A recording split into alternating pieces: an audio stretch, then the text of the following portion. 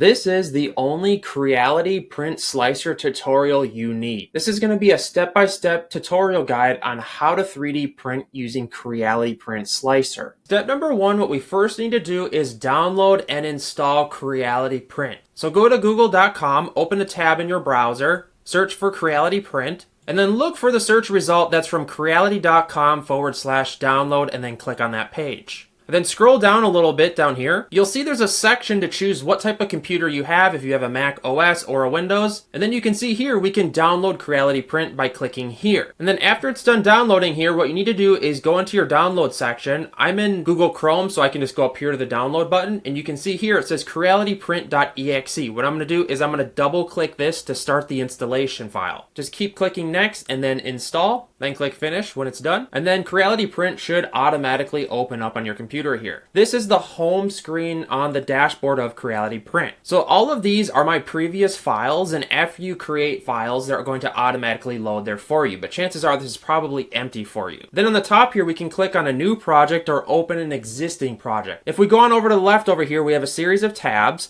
We have the projects tab, which we're on right now. Then we have the online stuff here. Then we have the tutorials, which is essentially Creality's tutorials that they give out. But everybody knows my tutorials are the best, so make sure to subscribe for that. Then we have the personal center here where you can save your models, your downloads, etc. Then there's the feedback section where you can give Creality feedback if you need help with things. Then we have the Make Now button, which is essentially some cool tools that Creality Print has given us. So go ahead and check these out if you want. So let's go back to the home section here. Click on the projects button right here. So as you can see here in this left-hand corner, you can tell that I am logged into my user account with Creality. So what you need to do here is if you haven't created an account, you need to click here and go and create one. And it may have already prompted you to do that when Creality Print opened up, but we do need an account attached to your profile and your name. All right, and then step number 3, what we're gonna do is open a new project here in Creality Print. So what we're gonna do here is click this button right here where it says new project. If you're not on this page, click on the projects tab right here and it should pop up. So click on new project. All right guys, so this is what Creality Print looks like. This is the slicer software used for all Creality 3D printers. So get a good look at this. And I know it's probably extremely overwhelming. What we first want to do is start up over here in the left-hand corner.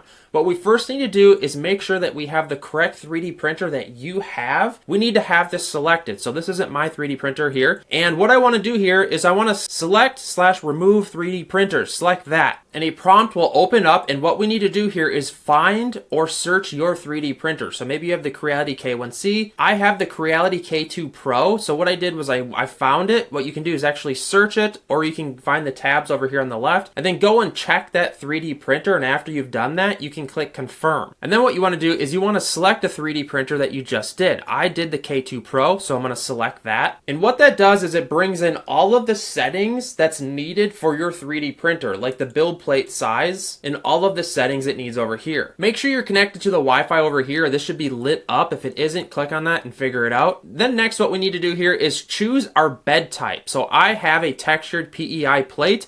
If you have a customized plate, you can click there. You can go and choose a new one. Chances are it's going to automatically load whatever plate comes with your 3D printer you selected though. Step number 4, what we want to do next is import a model to 3D print. So there's 2 different ways to do this in Creality Print, the slicer here. The easiest way is to click this tab up here where it says online models.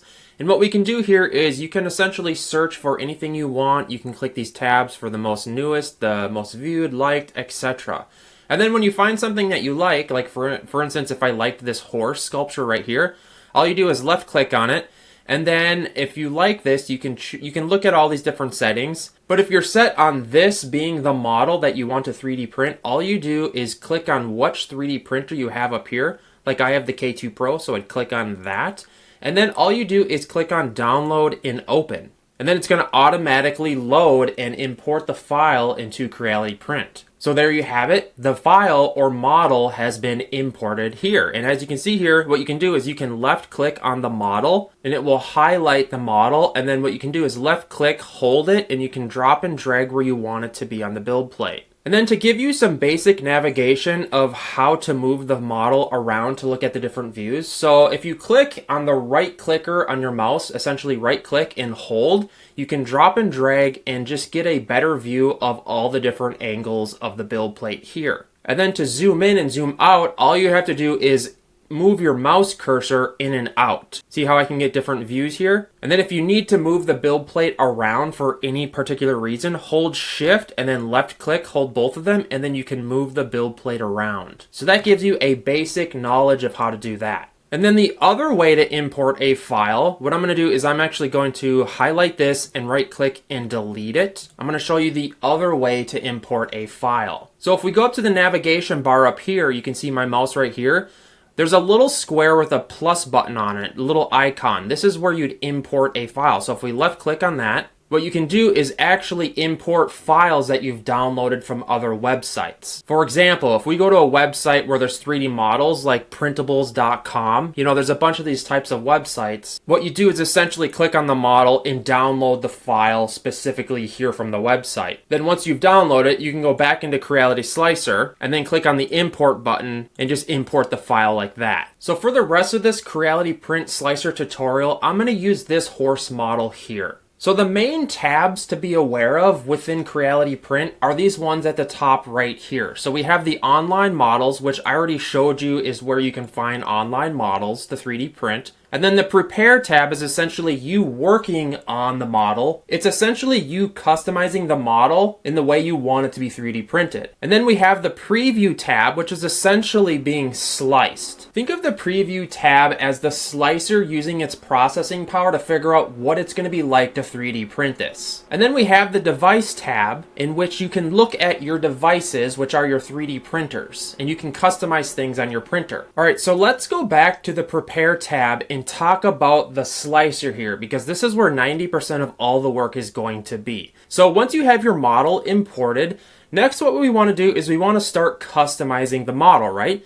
And what we first want to do is left click on the model to start customizing it. And you'll notice as soon as I highlight the model itself, all of these buttons up here become clickable. So the first thing you're probably looking to do is change the sizing of your model. So make sure your model is highlighted, and then what we want to do is click on this scale button right here. See where my mouse is? So click on that. And what we can do here is we can change the sizing, or essentially the scaling is what they're calling it, in two different ways. You can do scaling in percentages or you can do it in millimeters. I tend to do it in percentages, but you can measure it in millimeters if you want. So for example, if I change this to a 120 percentage and I click enter, you can see it increased in size. Or you can change the millimeters. Say if you just wanted the x-axis to be 200 millimeters, you can click enter. And this X, Y, and Z are essentially different axes of the 3D model itself. For example, if I left click on this red axis, this is the width, it will shrink it like this. But that's pretty funny. So I'm going to click undo. You can click it up here in the left-hand corner if you're looking to undo anything at any point. You can also click this light blue highlighted mark to change the sizing of the entire model. See how you can do that? You can left click and hold and then increase the size there. That's essentially how you change the sizing and scaling of your 3D model. The next thing you might want to do is to change the orientation or location of the model on the plate. And all you do is make sure you first highlight the model, left click, drop and drag, and you can move it around on the plate anywhere. Or you can go up here to the rotate button and you can move different axes. For example, if I wanted to twist the model left or right, I can just click on this little icon arrow right here and I can left click, hold, and drop and drag it, and it will move it and rotate it. Same with this axis. See how if I hover over this and I left click, hold, and drag it, I can turn it like this. That's essentially how you can change the location of it and the angling and rotation of the 3D model itself. Another cool feature that the slicer has, if you left click on the model, there's an auto orientate button that will figure out how your 3D model should automatically be set on the plate. So click that. You can have it set to minimize support volume or minimize print time, then orientate it, and it's exactly how it was for me, but maybe your file looks different. You can also use the move feature by highlighting the model and clicking this move button, and you can move it around like that. Then you can actually add multiple plates. That's another feature as well. Click the add plate button and you can move your models to different plates. Say if you had a bunch of different files and you only wanted to print one at a time, just click on that one and then zoom into that one itself. There's also another cool feature that we can use to measure things on the 3D model. So if you left click and highlight your model, again, you're going to have to do this with all of these features. Click on this measure button up here And say if we wanted to get the measurement of the entire length of the file or the model, all we do is left click for the first dimension right here, and then left click to over here, and it will give us the entire length of the entire model, which is 214 millimeters, which is really cool if you're building a 3D model that needs to fit into a certain section, or you're just customizing like a utility print or something. It's very helpful. Then there's another really common feature where we can cut this model into multiple pieces. So maybe your file is too big and it needs to be glued together for whatever reason. All you do is left click, highlight the file, and then click this cut button right here, and it will give you the location in which you want to cut it. And again, we can change that by left clicking on the yellow ball and figuring out where we want it. We can also rotate it this way. You can change the pane however you want. Once you figured out where you want it cut, all you have to do is click on Perform Cut, and then it will do it. This feature is extremely helpful when you have models that do not fit on the build plate and are too large for it and you need to glue them together later. Another feature is adding text to your 3D models. This one's really popular, so all you do is left click, highlight your model, click on this text feature up here, click on it, and then what you can do is you can type in your text here. I can just write horse, because this is a horse for the example, and then you can choose a font, then choose the height and the depth, and then you can actually choose the location of where you want it to be. You can change the angling, you can change everything in here. See if I wanted it right here, there it is. That's how you do it super quick. Again, you can customize all this stuff in this little feature. I'm gonna click back and delete this. So yeah, there's a ton of features that you can do to your model up here. All you have to do is left click and highlight it, and you can see all these buttons light up. There's also an assembly view. There's tons of stuff you can do.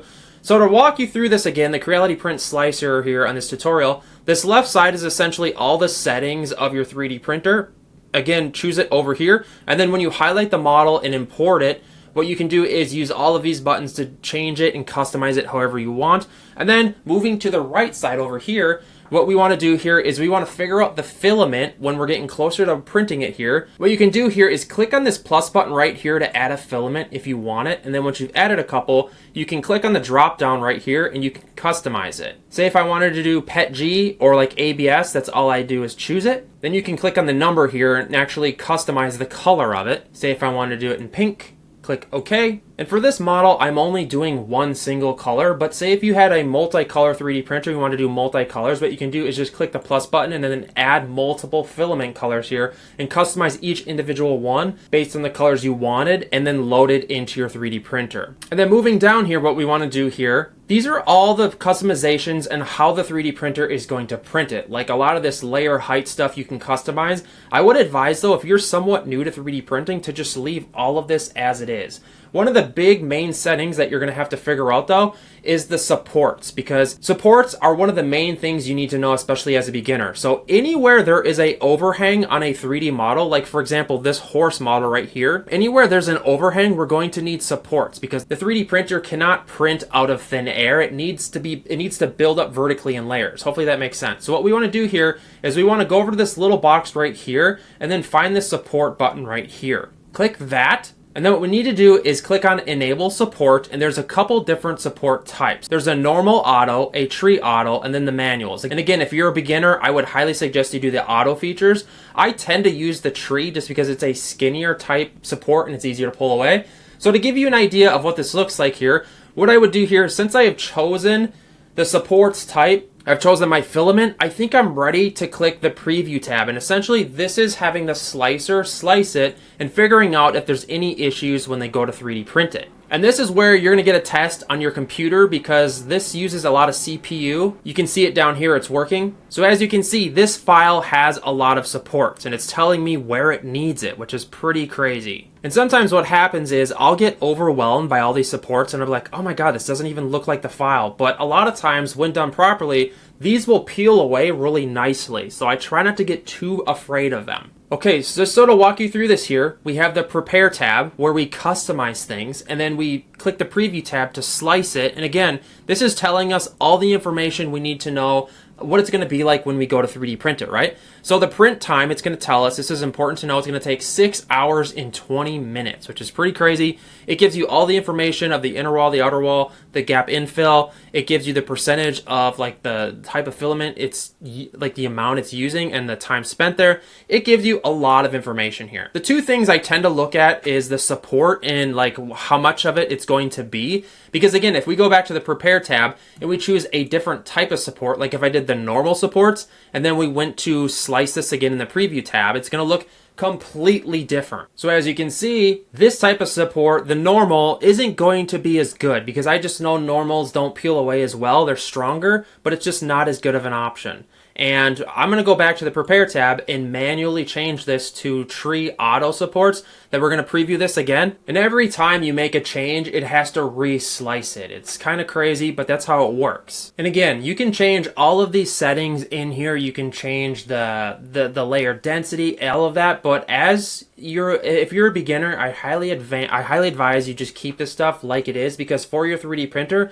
this is kind of just figured out for you. And as you get like better with this slicer, you can change all these settings and look up particular videos on how to change this stuff down the road. And what you do is you kind of just click on these different tabs. Like here's the quality tab. You can change the layer height. Here's another tab right here. This is strength. And again, I have in particular videos on each of these, like how to add brims, how to add supports, how to customize it, this printing speeds, all of this stuff. But if you're completely new to this, like I think you are, and you're looking up tutorial slicers, just keep it simple for now. All right, guys, next what we want to do here is we are sending it to the 3D printer. So this last step, what we need to do here, we've prepared it, we've previewed it, meaning sliced it. We are now ready to send it to the 3D printer.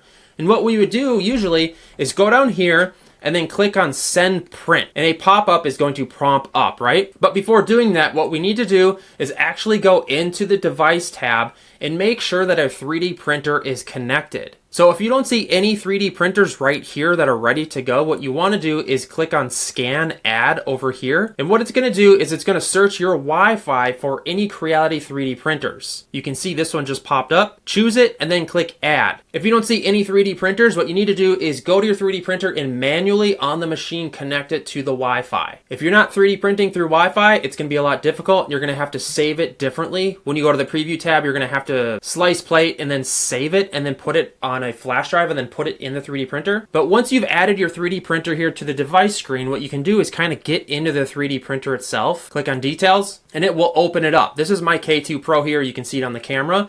And what I want to do here is I first want to modify my filament choices. So if I go down here and click the edit button, what I can do here is I can just do generic. And what I can do here is I can select the filament that I've added into my 3D printer. This is how I tell the 3D printer what type of filament is inside of it. And again, if we go back to the prepare tab here, we did generic PETG. So that's what I want to add to my 3D printer. Generic PETG. And then choose the color. I'm going to choose pink because that's the color we're printing in. And then click OK, click OK again. And again, if you have multi-colors, what you want to do is edit every single one of these filaments to the color and material type of the filament in which it is. And again, this should set up your 3D printer to be able to send the file to it. Click preview over here because it's ready to be sent over. And then if you click send print right here at the bottom, this prompt will come up and it will have your 3D printer chosen right here. And it should automatically choose the filament that is supposed to be the same color and type in your 3D printer. As you can see here, I can click here to make sure that's the one. And then what we can do here is when everything looks perfect here, it tells us how long the 3D file is going to take. This is my 3D printer right here. Then you can click start print. And that essentially sends the 3D model from Creality Print Slicer to your 3D printer, and it should be 3D printing. This is the only Creality Print Slicer tutorial you need. This is a step-by-step tutorial guide designed for beginners to learn how to take a 3D model in the slicer and send it to their Creality 3D printer. Before you go, guys, I have this really cool video that you can use this software tool to turn any image into a 3D model in seconds. This is one of my most popular videos and I think you're going to love it. Make sure to subscribe and I'll see you guys in the next one. Here's the video, guys.